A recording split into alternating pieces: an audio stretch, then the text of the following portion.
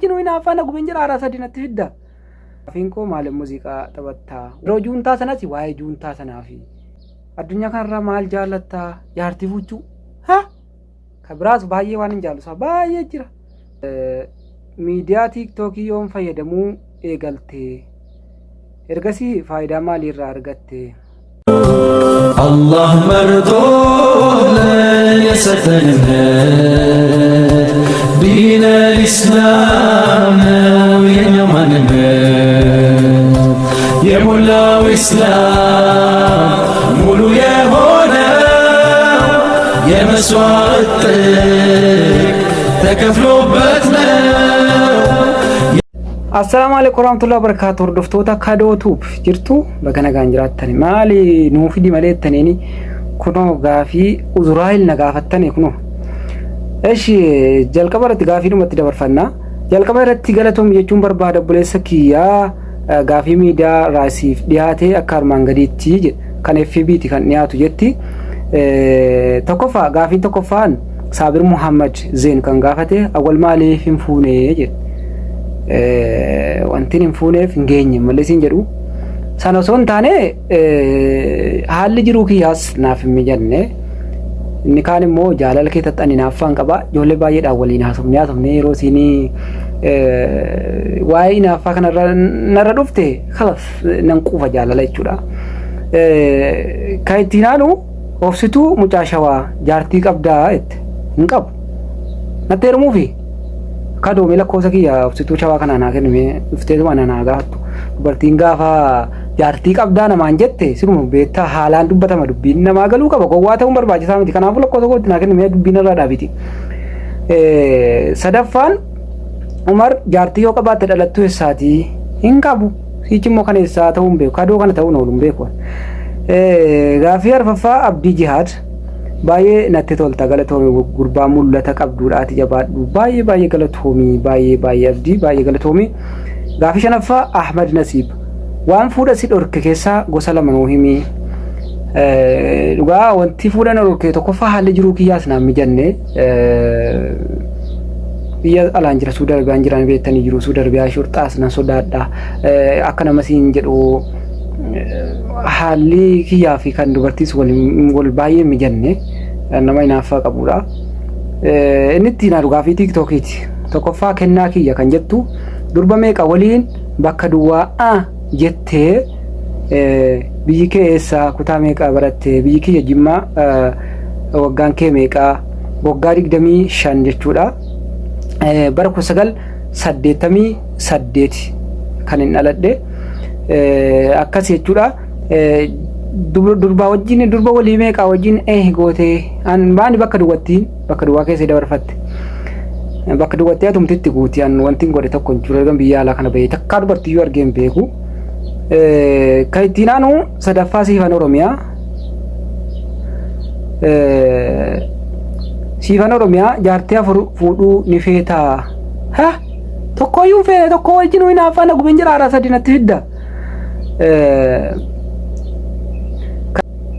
Katinaanu Hayati Aggaaroo Jimmaa keessaa bakka dhaloota kee Oomoo Naaddaati. Katinaanu Kozaayimaa Ahmed Assalamu alaikum warahmatullahi wabarakatuh. Gaafiin koo maal muuziqaa taphattaa? Wa alaikum assalam warahmatullahi wabarakatuh. Muuziqaa just bakka wanti hojjedhu sanaaf muuziqaan walirratti deema. Kanaaf deebi'aan ittiin hojjetaa sana deebii itti kenna yeroo baay'ee. Mala kana yeroo baay'ee qobaa sirbeen beeku yeroo juuntaa sanatti waa'ee juuntaa sanaafi xiyyeeffannaan kiyya jecha sanarratti malee yeroo baay'ee muuziqaa irratti miti. Oromoo koo naaf jiraadhu kan jettu ani gaafiin koo jara sirbu TikTokii kanarraa maal dhaamtaa fi fakkeenyaaf sirbi kun hin barbaachisu akkuma beekamaadha garuu ani illee utuma hin barbaachifne isaa beeku nin taphadha. Garuu namni taphatu namaan maal jedha dursa ofirraa dubbachuu ture gaafiin kan kee waan anarraa dubbatamuu qabu. Kan biraa gaafii lamaffaa gaafii kan ittaanu asiyyee gaafiin koo tokkoffaan ati maatii keetiif meeqaffaadha tokkoffaadha yeroo jalqabaati. Inni kan ittiin aanu addunyaa kanarra maal jaallattaa jaartii fuchuu kabiraas baay'ee waan hin jaallu baay'ee jira baay'ee himameen dhumu kan itti aanu sabboontuu Wallaggaa gaafiin kiyya tokkoffaa dhalataa eessaati amma eessa jiraatta dhalataa godina Jimmaati Saudi Arabiyaan jiraadha kan itti aanu miidiyaa TikTok yoon fayyadamuu eegaltee ergasii faayidaa maaliirraa argatte miidiyaa TikTok waggaa tokkoo fi ji'a wayii ta'a ji'a 4-5 namni waan akkasiiti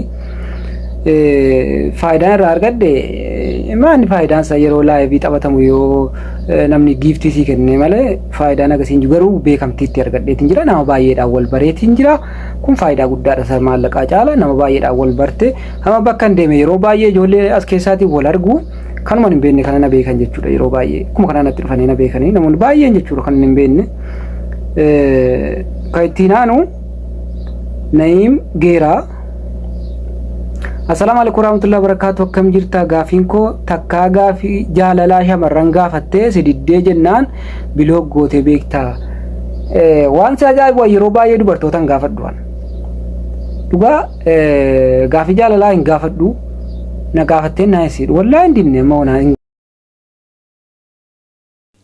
السلام عليكم ورحمة الله وبركاته وردفتو تكادوتو بكم جرتو نجاه كيسني الحمد لله نجاه جرقلة ربي بكم جرتني تنجيني فرح من ربي إسن رتي هجرات سنين جتة أول فيديو أكجراتي قافي كيسن هوندا يجودا إرجع في تنتوري إسني في السدي بسيد توري أجي دي بسي لكن أمو فيديو نبرا قودي دي جستودا ناف إرجودا في قيا سديقوتو naanna'ee naaf dhufuu dide naan jedhe naaf ergamuu dide naan jedhe jechuudha ergasii gaafiin keessan hafuutti mannaa jedhe haala kanaan gabaabsee kana qofa naaf erge jechuudha gara fuulduraatti inshallah gaafa shabakaa sirreeffate isiniif deebisa gaafii keessan waan ta'eef waan akkasiitii nutti mufatina inshallah gaafii keessan akkasii deebisu immoo abdiin qabaan isinin jedha jazakallah khair warri maatiin taane maatii ta'a akkasuma yaada keessan komentii jalannaa ka'a nama ebeluun too dhiyeessite nama jettanii yaaddan yoo jiraate naaf barreessuu hin dagatinaa